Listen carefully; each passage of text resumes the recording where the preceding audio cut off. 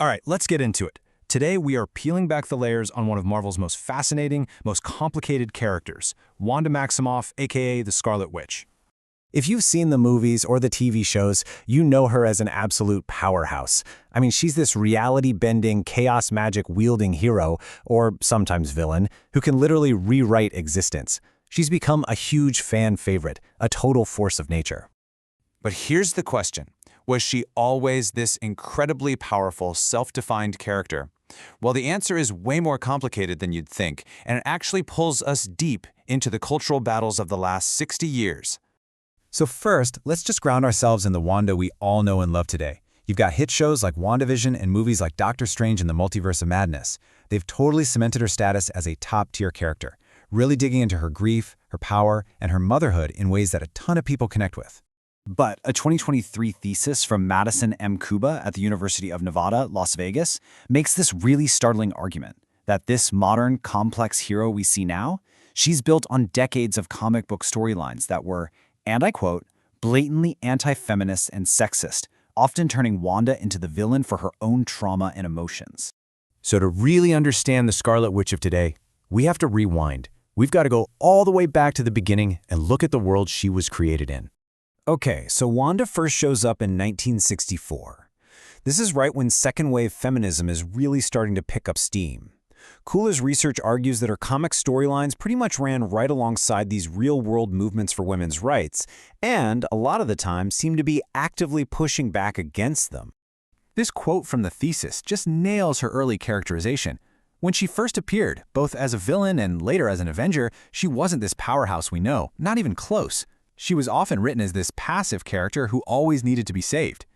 And this chart just lays it all out, right? While her male teammates, even her own brother Quicksilver, were the warriors, Wanda was the one who was submissive and emotional. Her whole character was often defined by her relationships with the guys around her, who were constantly trying to guide her and, protect her. And as her character grew, this idea of her being emotionally unstable became this really central and super problematic part of her story. It leaned hard into that old, tired trope of the hysterical woman. The thesis points to some pretty specific examples, like a 1970 issue of Avengers with a team called the Lady Liberators. In the story, it turns out they're all being magically brainwashed by a female villain. The source argues that this whole plot was basically designed to make fun of the very idea of female equality that feminists were fighting for. But the absolute turning point, the most traumatic event in Wanda's history, was the loss of her children she had literally created with her own magic. When she finds out they were never real, that they were just pieces of a demon's soul, her mind just breaks. But instead of exploring that incredible trauma with any kind of empathy, the comics used it as the trigger to make her a villain. And the reaction from her teammates says everything. After Wanda is finally freed from a villain who had manipulated her entire breakdown, Iron Man says this.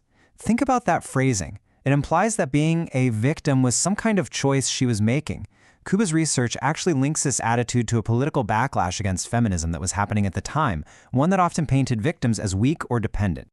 Years later, during the Avengers Disassembled story, this victim blaming gets even more direct.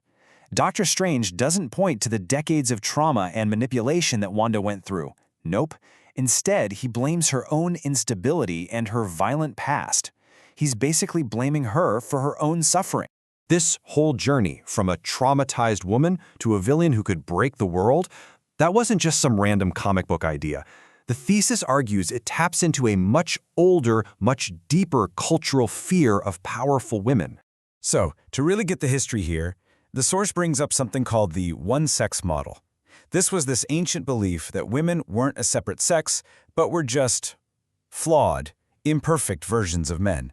Their bodies were seen as weaker and more easily corrupted, both physically and spiritually. And the source draws a straight line from that ancient belief right to the women who were accused during the Salem witch trials. I mean, look at these traits. Unfit for motherhood, being overly vocal, not sticking to gender roles.